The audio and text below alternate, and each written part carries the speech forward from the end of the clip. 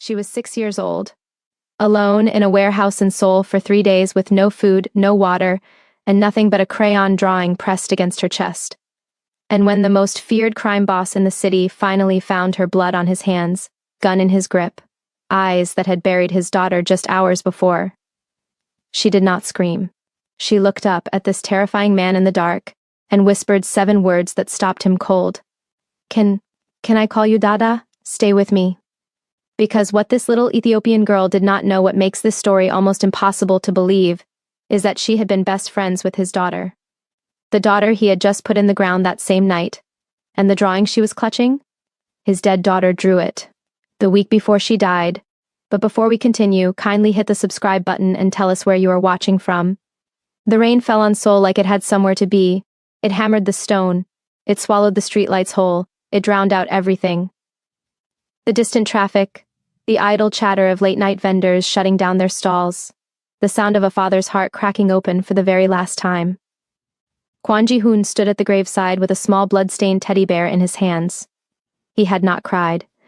Men like him did not cry. Men like him had not cried in so long they had forgotten what it felt like, forgotten they had tear ducts at all, forgotten there was anything left in them soft enough to break. And then his daughter's casket disappeared beneath the earth, and he remembered. He remembered every bedtime story he had told with the lights off because she was scared of the dark. Every Sunday morning she had crawled into his bed at 5 a.m. and pressed her cold little feet against his legs, and he had pretended to be annoyed. Every single time she had called him Dada, in that particular way, drawing out the second syllable like it was the only word in the world that mattered. Yoon-ji. 7 years old, buried in white silk, gone because the wrong men decided the only way to wound Kwon Ji-hoon was to take the one thing he actually loved. He set the teddy bear on top of the fresh soil. Then he straightened his jacket, buttoned it closed, and turned away from the grave with the flattest, most terrifying expression his lieutenants had ever seen on his face. Not grief, not rage, nothing. That was the part that made his men flinch. Lee Sang-min, his second, his most loyal, stepped toward him with an umbrella. Ji-hoon walked past him without a word, into the waiting car, into the dark, into whatever came next. Sang-min watched the car pull away and whispered to no one in particular, God help whoever ordered that hit. 3. The Gangnam warehouse sat at the end of a dead street. Every light inside it wrong, too bright, too frantic. The kind of brightness that meant someone was moving things they should not be moving and doing it fast. Rival territory. Jeon Byung-soo's men. The same organization that had pulled the trigger 6 hours ago and thought they were untouchable. Ji-hoon's team moved through the side entrance like smoke. There was no announcement, there was no negotiation, there was only the clean, methodical sound of a man who had decided the world owed him a debt he intended to collect in full. His men swept room by room. Warehouse floor cleared, storage corridor cleared, secondary exit blocked. Sang-min spoke quietly into his earpiece. East wing is clean. Moving to the back storage. Ji-hoon moved ahead without answering. The back storage room smelled of rust, damp concrete, and something else, something small, afraid, and alive. He pushed the door open. Stacked crates, broken pallets, a rusted shelf tipped sideways against the far wall. And behind it, tucked into the narrowest possible gap between the shelf and the corner, a shape that was too small to be a threat and too still to be anything good. Ji-hoon raised his gun. The shape flinched. He lowered the weapon by 2 inches, in the gap between the shelf and the wall. Wedged into the dark like she was trying to become part of it, was a little girl, maybe 6 years old, maybe younger, it was hard to tell because she was so thin, her clothes so dirty, her face streaked with grime and old tears, and the particular exhaustion of someone who had been hiding and afraid for a very long time. Her hair was matted, her shoes were 2 different sizes. In her hands, pressed against her chest with both arms wrapped tight around it, she was holding a folded piece of paper. She looked up at him. He was enormous. He was blood-spattered. He was wearing the face of a man who had just lowered a 6-year-old girl's father into the ground and walked away from the grave without blinking. She should have screamed. Every child screamed. Instead, she looked at him for a long, trembling moment, and then, in a voice so small, it barely existed at all, she whispered, Can I call you Dada? She swallowed. Her bottom lip shook. I don't have one anymore, she said. The warehouse was completely silent. Sang-min, standing 3 feet behind Ji-hoon, stopped breathing. Ji-hoon did not move. The rain hammered the roof. Somewhere outside, one of his men shouted a distance clear. The fluorescent light above them flickered once, twice, held. The little girl's eyes never left his face. And Kwon Ji-hoon, the man who had walked away from his daughter's grave without a single tear, the man whose own lieutenants were afraid to make eye contact, the most feared name in 3 districts of Seoul, felt something shift in his chest so violently it nearly buckled his knees. He did not speak. He did not holster his weapon. He just stared at her. And for the first time in 3 hours his face was not nothing. Ji-hoon crouched down. It was not a gentle movement. Nothing about this man was gentle. Not the way he held himself. Not the economy of his stillness. Not the quiet that surrounded him like a warning. But he crouched down to her level, and that alone seemed to startle her more than the gun had. She pressed herself further into the corner. He did not reach for her. He did not speak. He simply looked at her, and for the first time, he registered what he was actually seeing. Not just a child. A little girl with deep brown skin and thick matted coils of hair pulled into 2 uneven puffs, one half fallen loose. Ethiopian, he guessed, from the shape of her face, the particular delicacy of her features. What she was doing in a Gangnam warehouse in the middle of a Seoul rainstorm was a question that would come later. Right now, there was only the fact of her tiny, filthy, shivering, alive. "What is your name?" he asked. His voice came out rougher than he intended. She blinked slowly, like even that cost her energy. "Mira. How long have you been in here, Mira?" She looked at her fingers, counted 3. "Since the loud night," she said. Her Korean was halting but real, a child who had been living in this city long enough to learn it from the ground up, the way children do, through necessity and play and survival. 3 days. She had been hiding in this warehouse for 3 days. Ji-hoon stood up and turned to Sang-min with one hand extended. Sang-min blinked. "What?" "Your jacket, boss. This is..." Ji-hoon looked at him. Sang-min removed his jacket without finishing the sentence. Ji-hoon draped it over the girl's shoulders without ceremony. She vanished inside it, only her face showing, and her hands, still pressing that folded piece of paper hard against her chest, like it was the last thing tethering her to something real. He looked at the paper. "What is that?" She pulled it tighter. "Mine." Something moved in his expression, not impatience, something older and quieter than impatience. He knew what it was to hold an object like that, with both hands, with your whole body, because the moment you loosened your grip, the last physical proof of something would cease to exist. "I won't take it," he said. "I'm asking what it is." A long pause. The rain was loud on the roof. Somewhere outside a door banged in the wind. Then slowly, with the gravity of a decision she had been sitting with for 3 days in the dark, Mira unfolded the paper and held it up. Ji-hoon looked at it. Everything stopped. A child's drawing crayon on notebook paper. The colors smeared slightly at the folds. The proportions gloriously, heartbreakingly wrong the way only a 7-year-old's are. 2 little girls holding hands, one with straight black hair and pale skin, one with big round puffs and deep brown skin and the widest smile on the page, both of them in matching yellow dresses. And above them, in the careful, proud block letters of someone who had recently conquered handwriting, "Me and my new little sister." Bottom corner, smaller, Inji, age 7, the paper had begun to shake.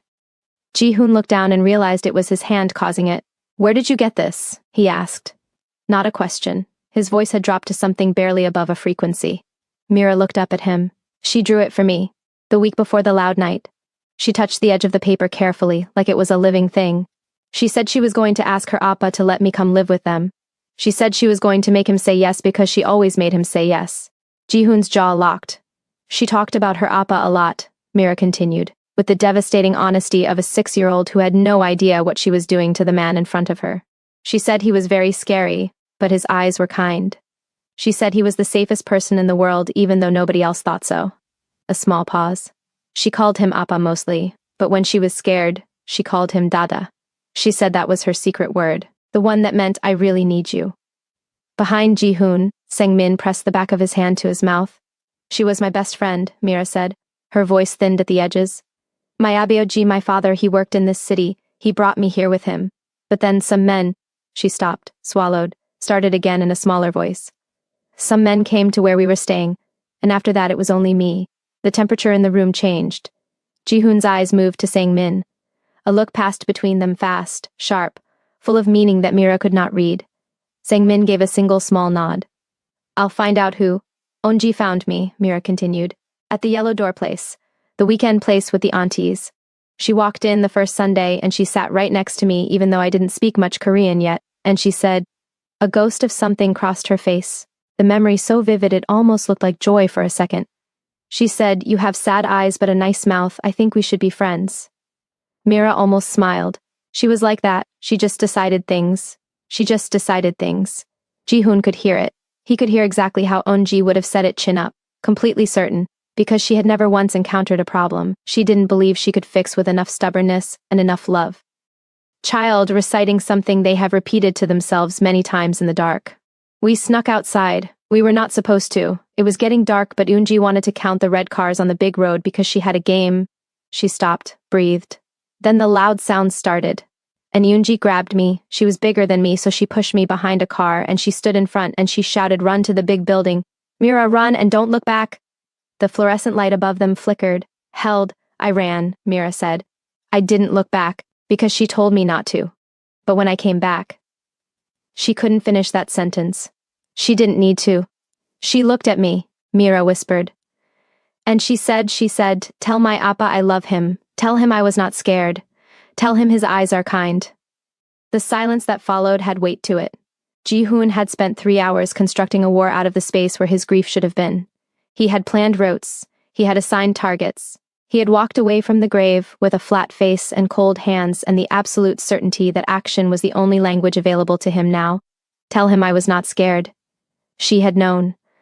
Somehow, at 7 years old, in the worst moment, she had known exactly what her father would torture himself with. And she had sent a message back through the only messenger available to her, this small Ethiopian girl in mismatched shoes, who had survived because Eunji had placed herself between danger and the people she loved, just like her father had always done.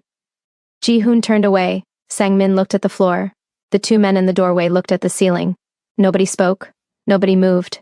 They gave him the only thing they could give him, which was the dignity of not watching. Behind him he heard small shuffling footsteps. Then something pressed against the back of his arm, light, warm, steady. He looked down. Mira had crossed the warehouse floor in Sang-min's oversized jacket and pressed her cheek against him, not hugging, not grabbing, just leaning, the way she must have seen someone do it once, a long time ago, when the world was smaller and safer and her father was still in it. She didn't say anything. She just stayed there. Ji-hoon stared at the wall for a long moment. Then he looked down at the top of her head, those 2 uneven puffs of hair, one fully loose now and something in his chest that had been clenched since the hospital called finally moved. One night, he said, his voice was barely functional. You stay 1 night, and then we find somewhere proper. Mira considered this. Then she tipped her head up and looked at him with absolute seriousness. Okay, she said. But I need Exayabur. Sorry, I need food first. I have not eaten since yesterday morning. From the doorway, one of the younger guards made a strangled sound and immediately pretended to cough. Sang-min turned fully to face the wall. Ji-hoon looked down at this small, starving, undefeated child who had survived 3 days alone in a cold warehouse and still had the presence of mind to negotiate.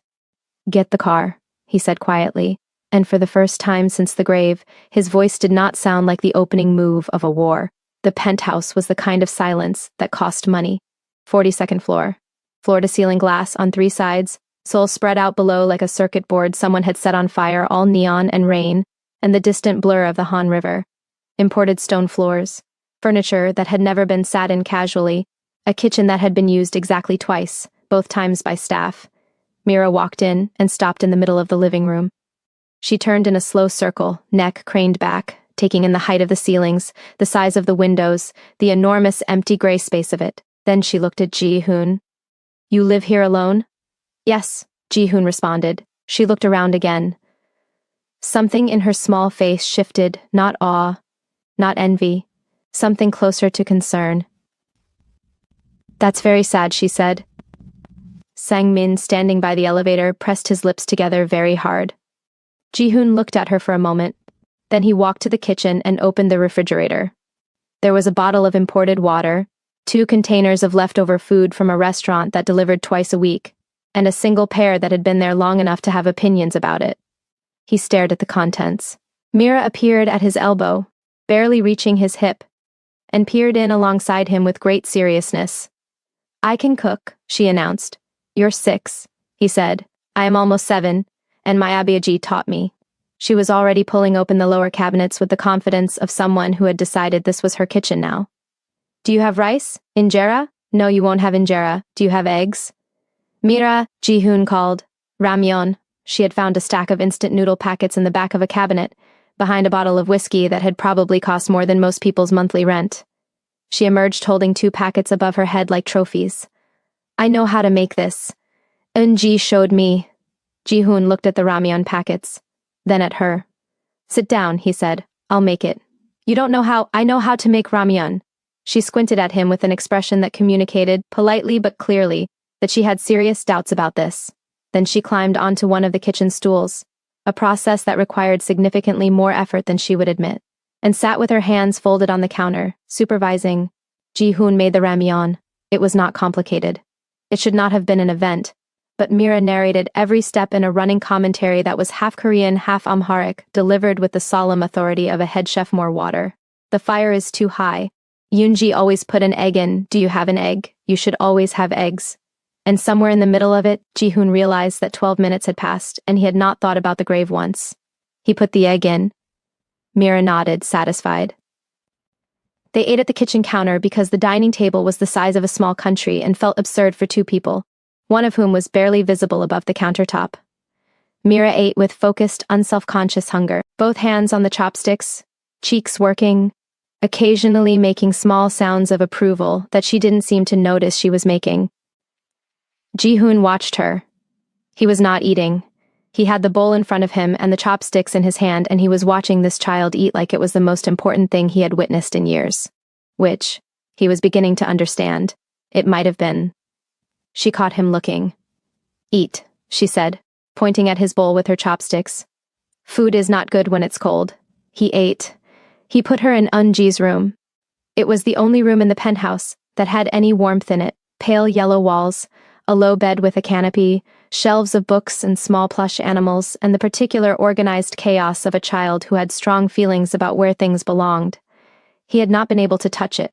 In the 3 weeks since the hospital, he had walked past the door every day and not opened it once. He opened it now. Mira stood in the doorway and looked in. This was hers, she said quietly, not a question. Yes. She stepped inside carefully, like the room deserved respect. She touched the edge of the bookshelf lightly, looked at the plush animals, looked at the small framed drawing on the wall, one of Eun-ji's, a lopsided yellow house with a very large sun. Then she turned to Ji-hoon with something careful in her eyes. Is it okay for me to sleep here? He had to look away for a second. She would want you to, he said. His voice came out steadier than he deserved. Mira nodded, accepting this with the same quiet gravity she seemed to bring to everything.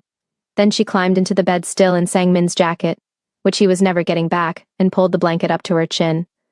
Ji-hoon turned off the main light, left the small star-shaped lamp on, the one Yoon-ji had picked herself from a market in Insadong because it threw little light points on the ceiling that she said looked like the stars were visiting. He was at the door when Mira spoke. She told me you check the room at night, she said from under the blanket, when she was sleeping. She said she always pretended not to know, but she always knew. Ji-hoon's hand tightened on the doorframe. She said it was her favorite part of the day. Mira continued drowsily, already sliding towards sleep.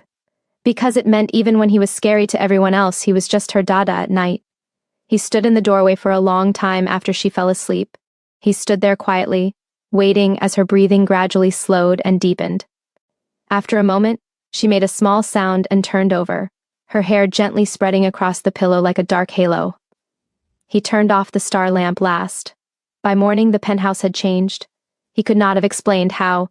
Precisely, the furniture was in the same place. The stone floors were still cold. The city was still gray and wet below the windows. But there were small shoes by the front door that were not his. There was a handprint on the kitchen counter from where she had leaned to look at something. There was a folded drawing on the coffee table. She had found crayons in Eun-ji's room, and apparently felt the living room walls had been blank long enough. He picked up the drawing, 2 figures. One very tall, one very small. The tall one had what was either a very severe expression or a mustache. He chose to believe it was a severe expression. The small one had 2 enormous puffs of hair and was holding the tall one's hand. Below them, in large uneven letters, working through a language that was not her first. Dada and Mira, Ji-hoon sat down on his very expensive, never casually sat-in sofa. He sat there for a while.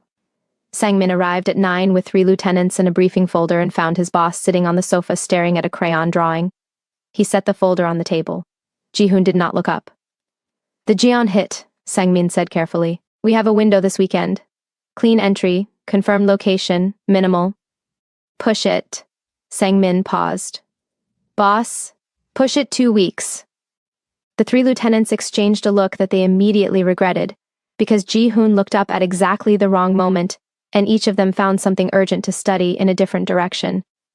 "She needs a doctor first," Ji-hoon said, as if this explained everything, which to him apparently it did. "And clothes, and her hair." He paused. "Someone needs to do something about her hair. Find someone who knows how." "His hands. Ji-hoona," he said, which was the name he only used when the boss title felt inadequate. "The one-night plan. I heard myself say it. And," Ji-hoon looked down at the drawing again, at the 2 figures, at the enormous puffs of hair, at the 4 letters under the tall, severe figure's feet. "Ethiopian man. He worked in this city, find out who, find out where, find out everything." Sang-min went very still.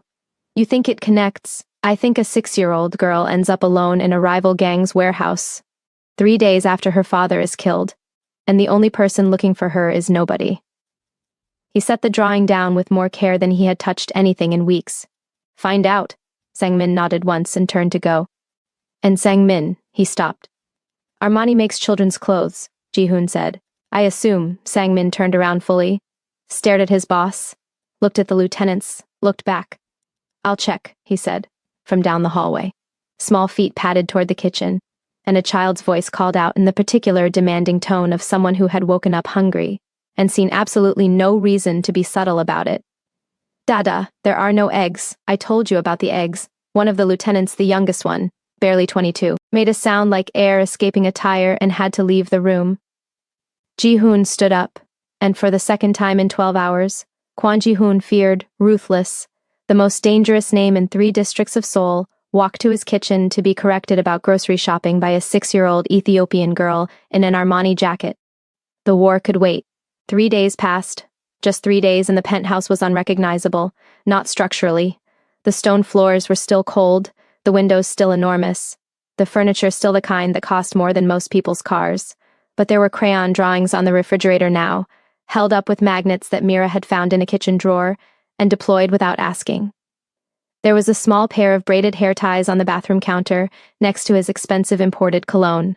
There was a Pororo episode paused on the living room television, the largest screen in the building, originally purchased for security feed monitoring because Mira had discovered it and declared it the perfect size for cartoons, and Ji-hoon had not found a single convincing argument against this.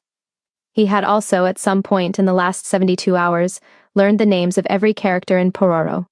He would take this secret to his grave.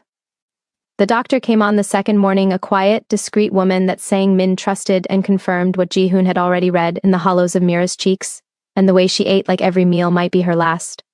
Mild malnutrition, a chest that needed watching, nothing that consistent food, warmth, and rest would not fix. Mira sat through the examination with enormous dignity, answering every question seriously, and then immediately negotiated a second bowl of the porridge Ji-hoon's housekeeper had made by informing everyone present that medicine worked better on a full stomach. Nobody had the medical knowledge to disprove this. She got the second bowl. The hair situation was resolved on the 3rd day.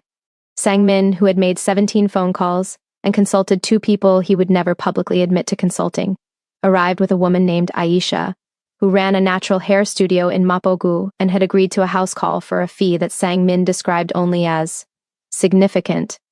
Mira took one look at Aisha's own hair, a magnificent crown of twisted locks, and her entire face changed. "You know how to do puffs?" she asked immediately. "Baby, I know how to do everything," Aisha said. For the next 2 hours, Ji-hoon's penthouse was occupied by the sound of a child talking without pause in Korean, in Amharic, in the hybrid of the two she was, apparently developing in real time, while Aisha worked through the tangles with oil and patience and occasional laughter. Ji-hoon sat in the adjacent room pretending to review financial documents. He had read the same paragraph 11 times. At one point Mira called out, "Dada, come look," and he was in the doorway before he had consciously decided to move. She was sitting cross-legged on the bathroom counter, 2 perfect puffs restored, beaming at him in the mirror with the full force of a child who had just been made to feel like herself again. He looked at her in the mirror for a moment. "Good," he said. She rolled her eyes at Aisha. "He always says just good. I think that's his word for everything." Aisha glanced in the mirror at the large tattooed crime boss standing in the doorway looking at this child like she had hung the moon. "I think it might be," she agreed. It happened on the 4th evening. Small things had been gathering all day, the particular restlessness of a child processing something too large for her, showing up in the way Mira kept going quiet in the middle of sentences, kept looking at corners of rooms, kept folding and unfolding the crayon drawing she carried everywhere now. The one that said Dada and Mira. Ji-hoon noticed. He noticed everything. It was, professionally speaking, his most dangerous skill, and it worked just as well on 6-year-old Ethiopian girls as it did on rival gang lieutenants. He waited. After dinner eggs, which they now always had, because Sang-min had added it to a standing grocery order, without being asked a second time, Mira sat at the kitchen counter and did not immediately begin her post-meal commentary, which was unusual enough that Ji-hoon set down his cup and looked at her. She was staring at the refrigerator, at the drawings she had stuck there. "Mira," she looked up. "What is it?" She was quiet for another moment. Then she said, very carefully, like someone who had decided to put down something heavy they had been carrying alone. "In the warehouse, before your men came, there were other men there first." Ji-hoon went still. "What men?" "I don't know their names. They came 2 nights before you." She pulled at the edge of her sleeve. "I was very far back behind the crates so they didn't see me. But I could hear." She paused. "They were talking about Shadow Lotus." The air in the kitchen changed. Ji-hoon's voice stayed completely even, a skill that had taken 20 years to develop and currently required everything he had. "What did they say about Shadow Lotus?" Mira looked at him. Her eyes, always serious, always older than they should have been, moved over his face like she was checking something. She studied him for another second. Then she nodded, accepting this, and took a breath. "One of them said, I'm trying to remember exactly." She pressed her lips together in concentration. "He said, the insider confirmed the girl's schedule. Same as every Sunday. The old man doesn't know yet." She looked up, and the other one said, "By the time he finds out, Shadow Lotus will already be bleeding from inside." The silence that followed was absolute. Ji-hoon's right hand, resting on the counter, was completely still. Every trained instinct he possessed was currently devoted to keeping his face neutral, his body calm, his breathing even, because the child in front of him was watching him with enormous, careful eyes, and he had promised her the quiet kind of anger. Insider. Shadow Lotus will already be bleeding from inside. Someone in his own organization had given Onji's location to Jeon Byung-soo's men. Not just a leak, not carelessness. A deliberate, specific, targeted betrayal. Someone who knew his daughter's Sunday schedule, knew which route she took, knew exactly when and where she would be exposed. Someone he had trusted. Someone who was still inside Shadow Lotus right now, attending briefings, eating at his table, looking him in the eye. "There was one more thing," Mira said, quieter now. He looked at her. "One of them had a laughing voice, high, like this." She demonstrated, a reedy, slightly breathless laugh that was so specific, so precisely imitated, that it could only have come from a real memory. "And the other one said his name, when they were leaving." She paused. "He called him Ryu." The name landed like a stone dropped into deep water. Ji-hoon heard it, processed it, felt it travel through him with the particular coldness of something that explained too much too fast all the small wrong things that had not added up, the gaps in intelligence that should not have been gaps, the one person in his inner circle who had been present for every relevant briefing and whose loyalty Ji-hoon had never once questioned because the man had been beside him for 15 years. Park Ryu, 40 years old, calm-voiced, meticulous, godfather to Eun-ji at her naming ceremony. Ji-hoon stood up from the counter very slowly. "Dada." He stopped. Mira had slid off her stool and was standing in front of him, and she did something then that she had never done before. She reached up and took his hand in both of hers, her small dark fingers wrapping around 2 of his, holding on with the focused grip of a child who understood, instinctively, that the person in front of her was standing at the edge of something. "I know what that face means," she said. "My Abeoji made that face once, before he went somewhere and didn't come back." The sentence hit him squarely in the chest. He looked down at her. "I'm not going anywhere," he said. "You promise?" The word sat between them. Simple, devastating, the kind of word that men in his world did not use because promises in this life had a way of becoming graves. He had spent 15 years refusing to make them. He looked at this small girl, Ethiopian, fatherless, survivor, carrying NG's last words and a crayon drawing, and the single piece of information that had just rewritten everything, and he thought about what it cost her to ask. "I promise," he said. Mira held his hand for another moment. Then she nodded, satisfied, with the air of someone who had just secured a binding legal contract. "Okay," she said. "Then you can go do your scary thing. But come back." She let go of his hand and climbed back onto the stool, and picked up her spoon and finished her eggs with complete composure, as if she had not just single-handedly dismantled the most dangerous question in Seoul, and handed him the answer wrapped in the small, careful voice of a child who had learned to be brave because there was no other option. Ji-hoon watched her for 3 seconds. Then he walked to the hallway and called Sang-min. When Sang-min picked up, Ji-hoon said only 4 words, in the flat, precise tone that his second-in-command had learned over 15 years, meant the world was about to rearrange itself. "Find everything on Ryu." A pause. "Boss Park Ryu?" Sang-min stuttered. "Everything. Tonight," Ji-hoon said. He hung up, stood in the hallway for a moment, looked back through the doorway at Mira, who was now examining her empty bowl, and strongly considering whether to request a 3rd serving. She looked up, caught him watching, and pointed at the bowl with her spoon. "There are no more eggs either," she said. "We need to talk about the shopping again." And somewhere beneath the ice, the rage, and the 15-year betrayal burning through his chest, Kwon Ji-hoon felt something shift in his expression, something that, had anyone been close enough and brave enough to notice, might have resembled a smile. Sang-min called back at 2 a.m. Ji-hoon was awake. He had not tried to sleep. He had sat in the living room in the dark with the city burning silently. 42 floors below him and Mira's crayon drawing on the coffee table in front of him, waiting for the phone to ring the way a man waits for a verdict he already knows is guilty. He picked up before the 2nd ring. Sang-min's voice on the other end was the specific flat tone he only used when what he had found was worse than what he had been looking for. "Talk," Ji-hoon said. He took a breath. "Then, Ryu has been on Jeon Byung-soo's payroll for 8 months. Separate account, routed through a shell company in Busan. Small enough amounts to avoid pattern flags. Consistent enough to be a salary." There was a pause. "He's been feeding them everything. Rotes, safe house rotations, meeting schedules." Another pause, heavier than the others. "Yoonji's Sunday schedule." Ji-hoon said nothing. "There's more," Sang-min said. "Tell me."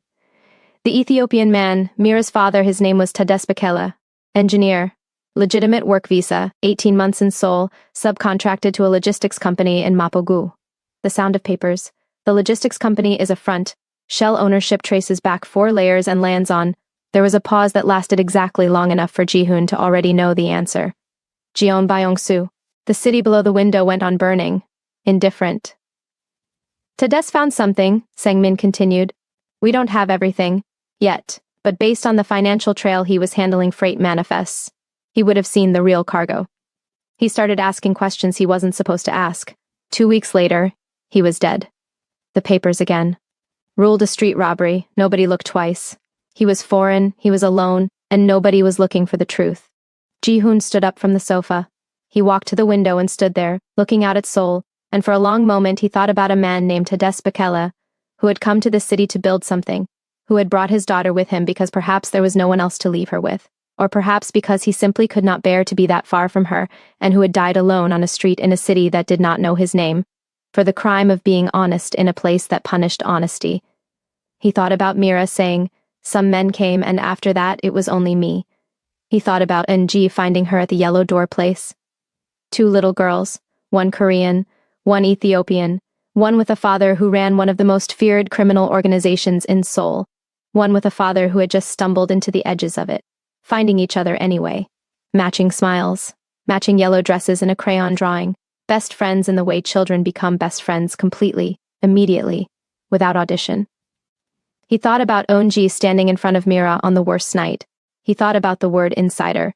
Ryu had known Eunji's Sunday schedule because Ji-hoon had mentioned it in passing at a Monday briefing, proud. Briefly, the way he allowed himself to be proud in front of his most trusted men that Eunji had started volunteering at a children's charity, that she went every Sunday, that she had apparently made a best friend there. He had given Ryu the information himself. Ji-hoon pressed one hand flat against the cold glass of the window. The rage was there. Of course it was there. It had been there since the hospital.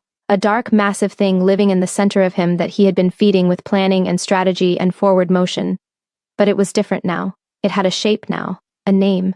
And underneath it, deeper than the rage, was something that felt almost like the specific grief of a man who understood that the person who destroyed his world had been standing beside him at the funeral. "Where is he now?" Ji-hoon said. "Ryu is in Busan. He went down yesterday, said it was a supplier meeting. I think he knows we're close." There was a pause. "Or he thinks you're still too broken to move. He's about to learn the difference." "Ji-hoon," Sang-min's voice shifted, lost the operational tone, became the voice of the man who had known him since they were both 23 and stupid and trying not to die. "What about the girl?" Ji-hoon turned from the window. Down the hallway, Yoonji's door was closed. Behind it, Mira was asleep, probably still clutching the crayon drawing, the star lamp off because she had told him gravely on the second night that she was almost 7 and did not need it, and then asked him 3 minutes later if he could leave it on just a little bit. He had left it on. "The girl stays here," he said. "Double the building security. Nobody comes or goes without my direct approval. Sang-min, nobody. Not suppliers, not staff, not anyone whose face I have not personally cleared." "Understood. And Ryu?" "Bring him back from Busan. Quietly. I want him in the Mappo safe house by tomorrow night." A pause. "Tell him I need a meeting. Tell him it's about the Jian situation. Tell him." Ji-hoon's voice stayed flat, stayed even, stayed completely professional. "Tell him I trust only him with this." The silence on the line was brief. "Understood," Sang-min said. He checked on her before he went to bed. He always did now. It had become a fact of the last 4 days, as natural and non-negotiable as breathing. He opened the door quietly, and the star lamp threw its small lights across the ceiling. She had turned it on after all. Sometime in the night, and Mira was curled on her side with both hands tucked under her cheek and the crayon drawing on the pillow beside her, like a second small person keeping her company. He stood in the doorway. She said she always pretended not to know, but she always knew. He stood there until the tightness in his chest eased slightly. Then, he pulled the door nearly shut, went to his room, and lay on top of the covers in the dark. He stared at the ceiling and didn't sleep for a long time. The mistake happened the next afternoon. It wasn't Mira's fault. He would make sure of that. He would say it to Sang-min, say it to himself, and refuse to let it become a thing that sat between them. She was 6 years old, curious, and for the past 4 days, she had learned that this penthouse was safe. She had learned that the big, scary man with the kind eyes kept his promises, and that the world inside these walls was different from the one outside. She had simply started to believe it. He had stepped out to the building's private terrace to take a call. 10 minutes, door left open. Mira settled at the kitchen counter with a drawing pad, and the focused energy of someone working on something important. The housekeeper was in the next room. The building was locked down. There was no reason for anything to go wrong. What he did not know, what none of them knew yet, was that one of the new building security staff had been placed there 4 days ago. Not by Sang-min, not by anyone Ji-hoon had cleared. By Jeon Byung-soo's people, who had been watching the penthouse since the night Ji-hoon brought an unexpected small person home from a warehouse raid, and the word had quietly, fatally slipped through the wrong set of ears. The security camera feed that the new guard had been feeding out for 4 days had not shown Mira's face clearly. She was small. She moved fast. The angles were wrong. Until that afternoon, when Mira decided that the terrace looked interesting and walked out to find Ji-hoon, and stood in the open air for exactly 40 seconds with her face tilted up at the Seoul skyline like she was trying to memorize it, while a camera she did not know existed captured every detail. Ji-hoon turned and saw her. His whole body went cold. He crossed the terrace in 4 steps, scooped her up without explanation, and carried her back inside with one arm, while his other hand was already reaching for his phone. She made a sound of protest. She had been in the middle of looking at something, and then felt the tension in his body, and went quiet immediately, with the animal instinct of a child who had learned early that when an adult went that still, you match them. "Sang-min," he said the moment the call connected. "Boss," the new security guard on the east corridor, who cleared him. A beat of silence, then rapid keyboard sounds, then a silence of a completely different quality. "Ji-hoon?" "How long?" 4 days. Sang-min's voice was stripped down to its bones. "He's gone. Booth is empty. I'm looking at the feed right now. He left 12 minutes ago." Ji-hoon set Mira down on the sofa. He crouched in front of her and held her face in both hands gently, the way he had not known he knew how to do until 4 days ago, and looked at her very directly. She looked back at him without flinching.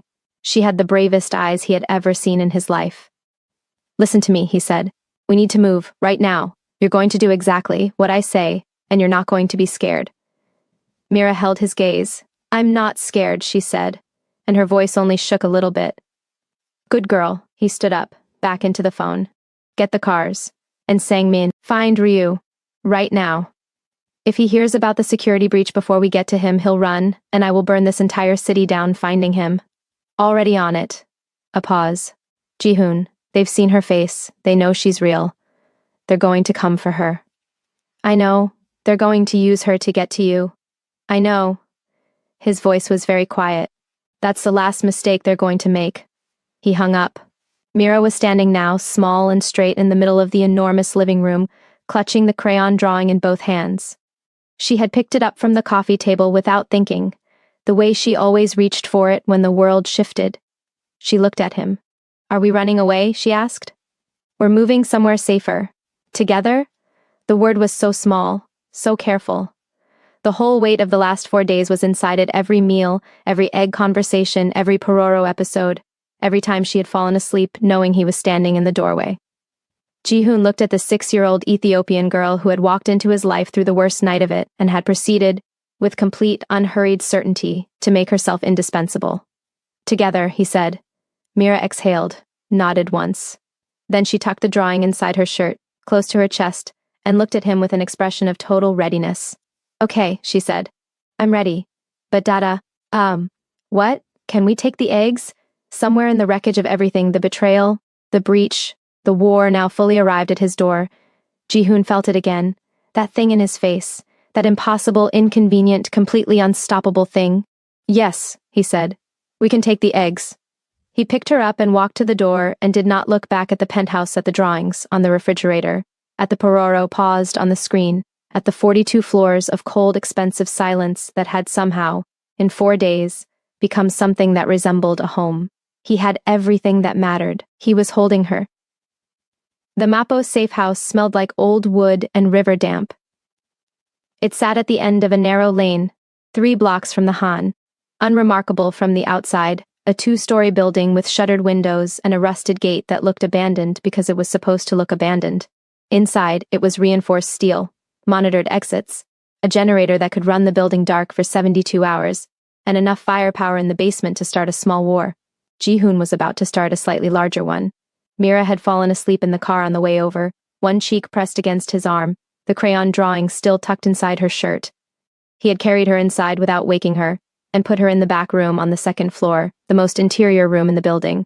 No windows, 2 locked doors between her and the outside world, and stood over her for a moment in the dark. She looked younger when she was sleeping.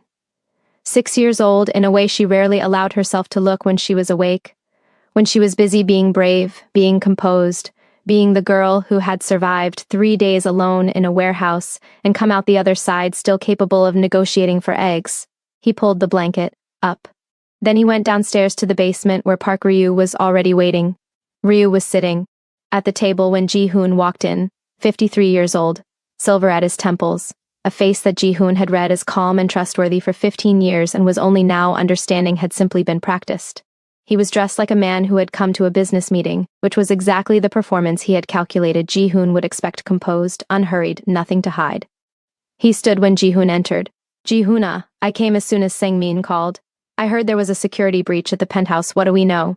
Ji-hoon sat down across from him. He did not speak immediately. He had learned a long time ago that silence was the most destabilizing thing you could do to a guilty man. Innocent men filled silence with questions. Guilty men filled it with performance. Ryu maintained his composure for 11 seconds. Then something moved behind his eyes, small, fast, gone, and Ji-hoon saw the exact moment the man understood that this was not a briefing.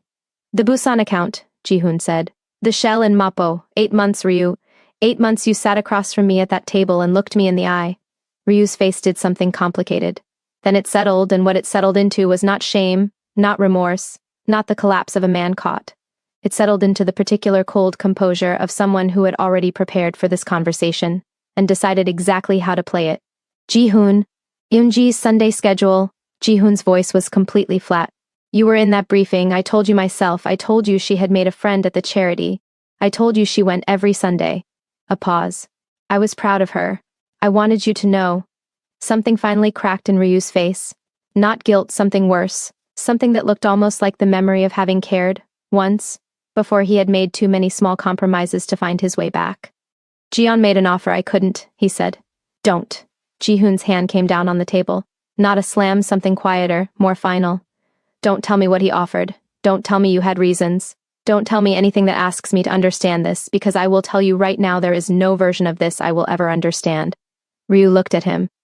You were her godfather, Ji-hoon said. The basement went completely silent. Ryu looked away first. What happened next was not fast. It was not dramatic in the way people imagined these things would be. There was no explosion of violence, no raised voices, no chaos. It was methodical, surgical, the kind of reckoning that had been 15 years in the making and required no theatrics because the weight of it was already enough. By the time Ji-hoon came back upstairs, Ryu had given them everything, every contact, every transmission, every piece of information he had passed to John Byung-soo's organization over 8 months. Including the one thing Ji-hoon had not expected. Ryu had told Jiyeon about Mira 3 days ago. Not just that she existed, not just that she was in the penthouse. He had told Jiyeon exactly what she had seen in the warehouse, what she had heard, what she could identify. Jeon Byung-soo did not want Mira as leverage. He wanted her gone. Sang-min was waiting at the top of the basement stairs. One look at Ji-hoon's face told him everything he needed to know about what had happened in the basement.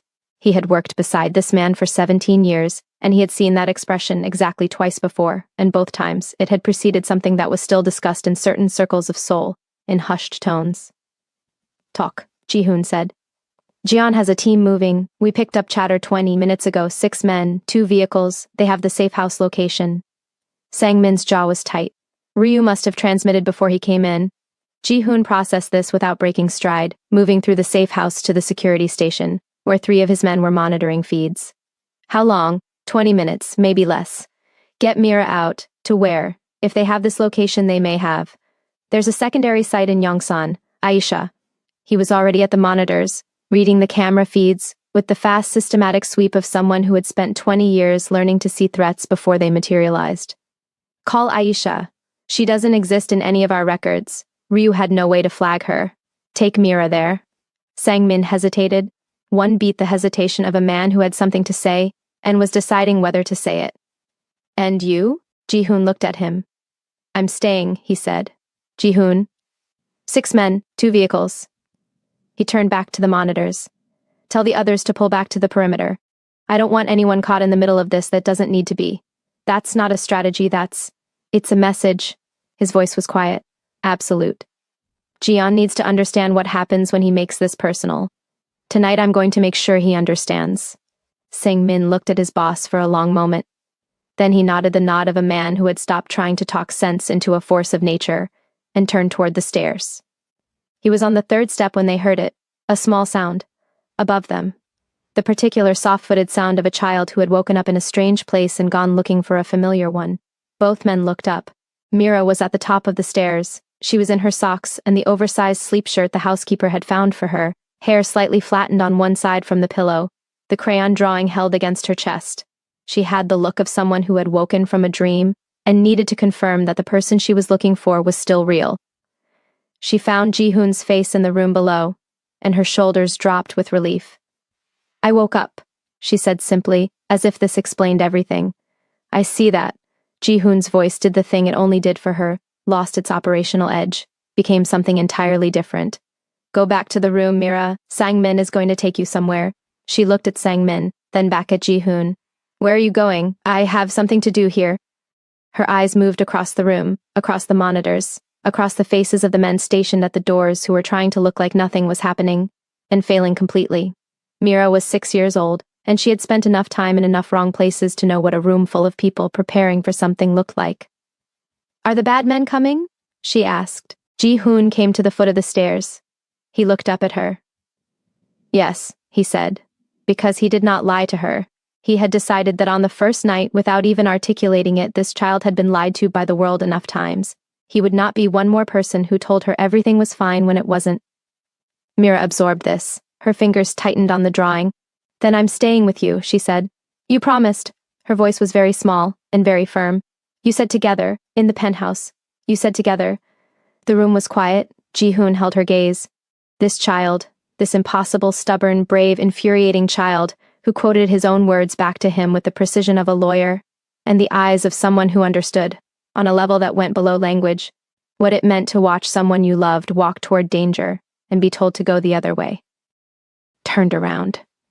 He understood, looking at her now, that she would not do it again. Not for anything. He climbed 3 steps, sat down on the stairs so they were level, looked at her directly. I need you to go with Sang-min, he said.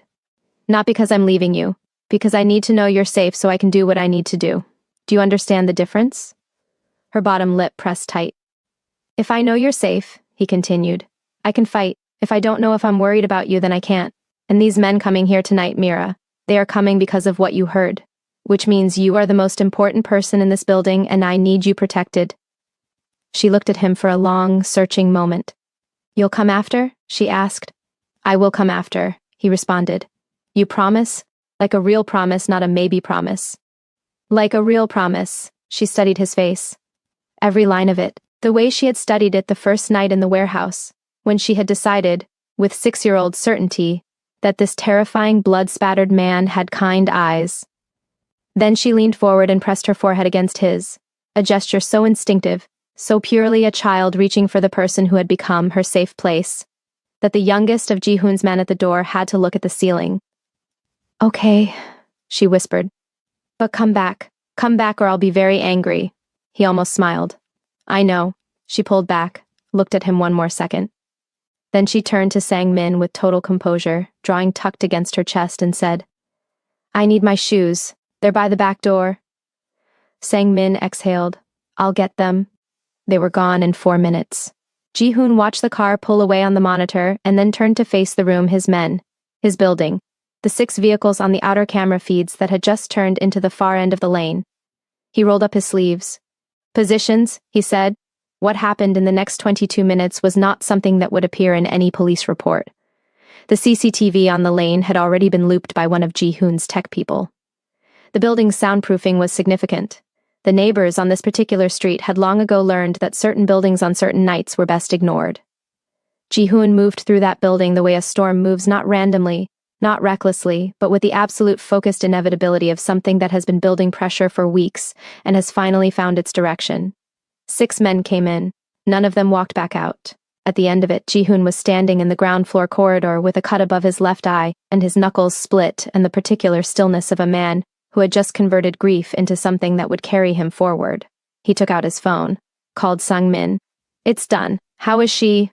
There was a pause. The sound of movement, a door, and then Sang-min's voice quieter. She refused to sleep until I called you. She's been sitting in the middle of Aisha's living room for 40 minutes with her arms folded, absolutely not sleeping. Ji-hoon leaned against the wall. Put her on. A shuffling sound, then a small voice trying very hard to be casual, betrayed entirely by the relief flooding through every syllable. Dada, I'm here. A long breath on the other end of the line.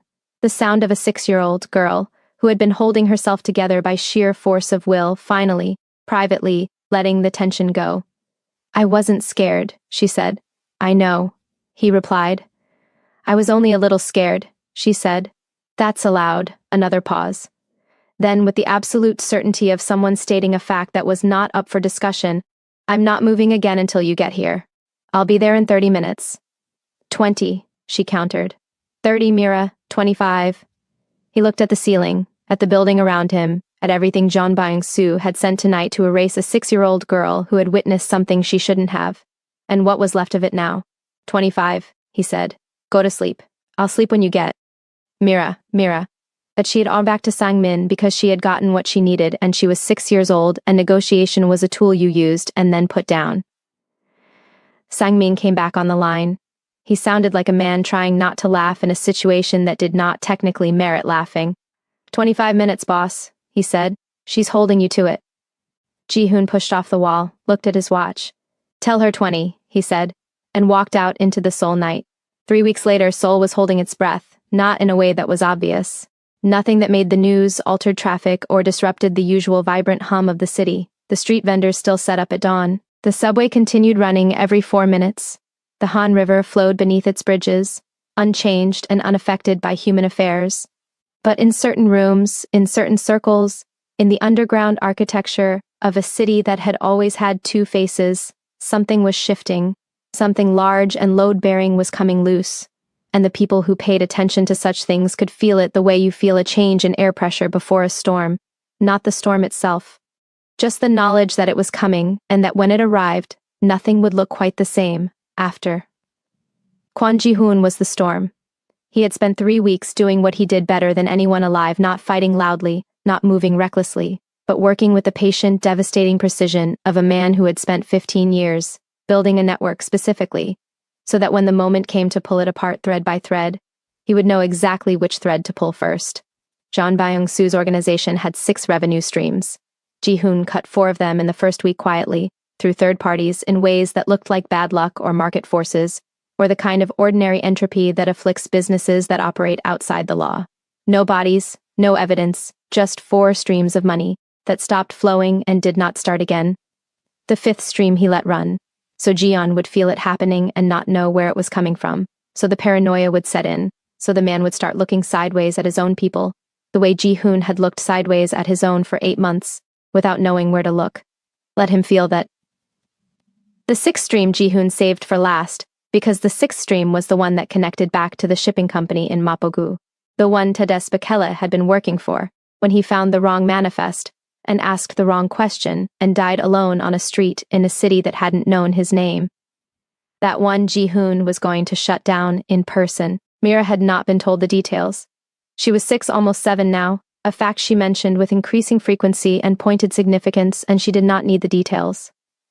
What she knew was that Ji-hoon came home every night, that he was doing something important, that the world outside was complicated and the world inside their current safe house, a proper apartment in Yongsan that Sang-min had sourced inside 48 hours, and that Mira had immediately begun improving with drawings, was safe.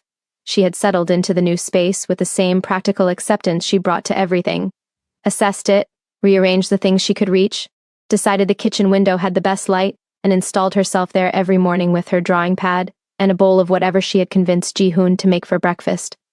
She was teaching him Amharic. It had started accidentally. She had said something to herself in the kitchen, low and private, and he had asked what it meant, and she had looked at him with the expression of someone discovering an unexpected opportunity. Now every morning there was a word, just one. She was a thorough teacher and believed in consolidation before expansion. He had learned Amisaginelehu thank you on day 1, pronounced it badly, was corrected without mercy, and practiced it until she nodded. Betum Kanjo, very beautiful, which she used exclusively to describe her own drawings. Liege child. Ababa father, on the morning he learned Ababa. She had watched him repeat it and then gone very quiet in that particular way of hers, not sad, not withdrawn, just present with something, sitting with it, giving it the space it needed. That's what I called my Abeoji, she said. Ababa. I know, he said. She looked up. Sang-min told me about him, Ji-hoon said carefully. Your father, Tades. He had rehearsed how much to say, how to give a 6-year-old the truth in the right-sized pieces. He was a good man, he was brave. What happened to him was wrong, and the people responsible for it are going to answer for it. Mira was very still. You knew him? She asked. No, but I know what he did, and I know why. She looked at her hands for a long moment. Then she said quietly, he always said do the right thing even when it costs you. He said that was the whole job. A pause. I didn't understand what he meant. I think I do now. Ji-hoon looked at this child 7 years old in 2 weeks, wise in ways that no 7-year-old should have to be, carrying a grief that was too large for her frame, and bearing it anyway with the specific dignity of someone who had decided that the people they had lost deserved to be honored by how you lived after them. He would be proud of you, Ji-hoon said. Mira looked at him for a moment. Then she picked up her pencil and went back to her drawing, which was her way of accepting something too large to respond to directly. After a moment she said without looking up, you can keep learning Amharic. You're not very good yet, but you're trying hard and that counts. Ji-hoon looked at the ceiling. Thank you, he said. Amisaginalehu, she corrected. The end came on a Thursday, in the middle of an ordinary week, when all the patient invisible work finally accumulated into a single point of collapse. Jang Byung-soo made a mistake. Cornered men always did. With 4 revenue streams gone, and his organization hemorrhaging trust from the inside, Ji-hoon had spent the 3rd week ensuring that the right rumors reached the right ears. That Ji-yeon's own lieutenants started questioning whether the boss who had ordered a hit on a 7-year-old girl and then sent men after a 6-year-old orphan was someone worth dying for. Ji-yeon did what frightened powerful men always did. He moved and pulled his remaining operation to a single location. He was brave. What happened to him was wrong, and the people responsible for it are going to answer for it. Mira was very still. You knew him? She asked. No, but I know what he did, and I know why. She looked at her hands for a long moment. Then she said quietly, he always said do the right thing even when it costs you. He said that was the whole job. A pause. I didn't understand what he meant. I think I do now. Ji-hoon looked at this child 7 years old in 2 weeks, wise in ways that no 7-year-old should have to be, carrying a grief that was too large for her frame, and bearing it anyway, with the specific dignity of someone who had decided that the people they had lost deserved to be honored by how you lived after them. He would be proud of you, Ji-hoon said. Mira looked at him for a moment. Then she picked up her pencil and went back to her drawing, which was her way of accepting something too large to respond to directly. After a moment she said, without looking up, you can keep learning Amharic. You're not very good yet, but you're trying hard and that counts. Ji-hoon looked at the ceiling. Thank you, he said. Amasaginallahu, she corrected. The end came on a Thursday, in the middle of an ordinary week, when all the patient invisible work finally accumulated into a single point of collapse. John Bang-soo made a mistake. Cornered men always did. With 4 revenue streams gone, and his organization hemorrhaging trust from the inside, Ji-hoon had spent the 3rd week ensuring that the right rumors reached the right ears. That Ji-yeon's own lieutenants started questioning whether the boss who had ordered a hit on a 7-year-old girl and then sent men after a 6-year-old orphan was someone worth dying for. Ji-yeon did what frightened powerful men always did. He moved and pulled his remaining operation to a single location, the top floor of a privately owned building near Namsan Tower. Chosen because it had one entrance and visibility in all directions, and because cornered men always believed that height was the same as safety. Ji-hoon let him get comfortable there for exactly 48 hours. Then he went. The building near Namsan at 11 p.m. was all shadow and altitude soul spread in every direction below. The tower itself lit against the dark sky like something that had decided to stay standing out of pure stubbornness. Ji-hoon took the stairs, not because the elevator wasn't working, because he had 16 floors to think, and he wanted to arrive at the top having made every decision already, leaving nothing to the heat of the moment. He had spent 20 years learning that heat was the enemy of outcome, that rage felt like power but acted like sabotage, and that the coldest version of himself had always been the most effective. Tonight he needed to be colder than he had ever been. Because tonight he was doing this for Onji, for Tadessa Bekele, for a 6-year-old girl who had spent 3 days alone in a warehouse and still found it in herself to reach for someone. And those reasons deserved precision. They deserved intention. They deserved something that would last. He came through the stairwell door on the 16th floor and moved through what remained of Jeon Byung-soo's inner circle with the systematic efficiency of a man solving a problem he had already solved in his head 12 times. His men came up from below. Sang-min's team locked the exits. The whole operation took 9 minutes. At the end of 9 minutes, Jeon Byung-soo was on the rooftop, and so was Ji-hoon. The rooftop had no railing on the north side, a renovation that had been abandoned midway and never resumed. The wind up here was constant and cold, pulling at jackets, carrying the distant sound of the city below. Ji-yeon was a broad man, thick through the chest, the kind of physical presence that had always communicated power in the rooms he walked into. He was 61 years old, and he had built his organization over 30 years of specific ruthlessness, and he had never once, in 30 years, found himself in a position he could not negotiate his way out of. He understood, standing on this rooftop, that the position he was in now was different. Ji-hoon walked toward him without hurrying. Ji-yeon raised his chin. You're going to throw everything away over a child that isn't even yours. Yes, Ji-hoon said simply. Something flickered in Ji-yeon's face, the micro-expression of a man whose script has just been rendered useless. He had prepared for denial, for rage, for the negotiating language of 2 men who understood each other's world. He had not prepared for simple acknowledgement. She's no one, Ji-yeon said. An Ethiopian orphan who was in the wrong place. She was in the wrong place because your men killed her father. Ji-hoon stopped 10 feet away. She was alone in a warehouse for 3 days because your men took the only person she had. She almost died because you decided a 6-year-old child was a loose end. He tilted his head slightly. Tell me more about who she is.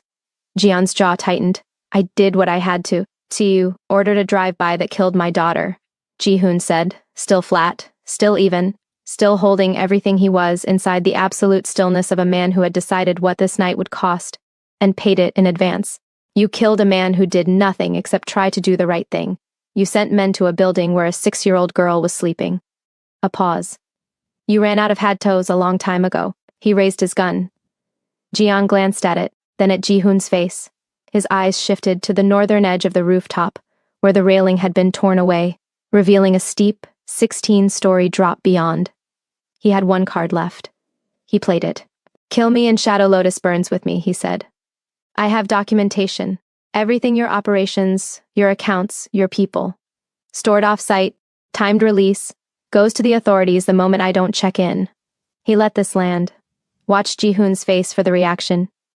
You pull that trigger and you spend the rest of your life in a cell. The girl grows up without you. Is that what your daughter would have wanted? The rooftop was silent except for the wind. Ji-hoon held the gun level. He thought about Eun-ji, about the teddy bear and the white silk and the Sunday mornings with the cold feet against his legs, about a 7-year-old girl standing in front of a smaller girl and shouting run, and meaning it with everything she had. He thought about what she had sent back through Mira. Tell him he has kind eyes. His finger tightened on the trigger, and then his phone rang. A video call, and the name on the screen was Sang-min, which meant Sang-min had overridden every protocol and every instruction about communication silence during an operation, which meant something had happened that Sang-min had decided outweighed all of that. Ji-hoon looked at the screen. Sang-min's face appeared for half a second, and then the camera tilted and there was Mira, in Aisha's living room, sitting cross-legged on the sofa in her sleep shirt, both hands wrapped around the phone, looking directly into the camera with an expression that meant she had been awake this entire time and had decided she was done waiting. She looked at him, at whatever she could read in the pixels of his face, in the wind behind him, in the quality of the silence, and she understood immediately, with the terrifying perceptiveness of a child who had spent her whole life learning to read rooms, exactly where he was and what he was about to do. Her face did something, and then she said 7 words. In the small, direct voice of a 6-year-old girl, who had decided that the situation called for the most important thing she knew how to say. Dada, she said you have kind eyes. The rooftop stopped. Ji-hoon stood completely still. Eun-ji's words echoed in Mira's voice, cutting through the stillness of the Seoul rooftop at 11 p.m. The man stood at the precise edge of who he had been for 20 years and who he had become in the past 4 weeks. A gun rested in his hand. A choice stretched before him, and on the phone screen in front of him, a little girl watched, her gaze fixed on his face as if the entire world depended on what she saw there. She said you have kind eyes. Jian said something. Ji-hoon did not hear it. He heard Eun-ji in the back of a car counting red ones. He heard her cold feet against his legs at 5 a.m. He heard Dada in the way that meant, I really need you. He heard a 7-year-old girl push someone smaller behind a car and shout run and mean it with everything. He heard Mira saying a baba over a breakfast bowl and going quiet. He heard himself saying, I promise on a staircase in Mapo. He lowered the gun, not slowly, not dramatically. He simply lowered it, the way you put down something you have been carrying too long not because you have been defeated, but because you have finally understood what it weighs. Jian blinked. You're letting me go, he said. Less a question than an attempt to believe it. No, Ji-hoon said, his voice steady. I'm choosing how this ends. He met Jian's gaze, his expression devoid of hatred, mercy, or anything that could be mistaken for either just the absolute clear-eyed assessment of a man who had done the arithmetic and arrived at a different answer than the one he had come up here with. Your documentation goes nowhere, because by morning there will be nothing left for it to document. Shadow Lotus is done. I'm done. A pause. But you will stand before every person whose life you've destroyed, and you will answer for it. Not with a bullet, not on a rooftop, but in a room, with lawyers, a record, and your name attached to everything you've done, exposed in the light where it can't be hidden. Jian stared at him. You'd rather I go to prison than die, he said slowly, like he was translating something from a language he didn't speak. I'd rather Mira grows up knowing that the man responsible for her father's death answered for it, Ji-hoon said, that it's on record, that it exists, That it can't be erased or rewritten or forgotten because someone decided a bullet was tidier. He held Jian's gaze. She deserves that. Her father deserved that. He stepped back. Prosecutor on standby for a week. I was hoping we'd get here. You knew? I know you. A pause.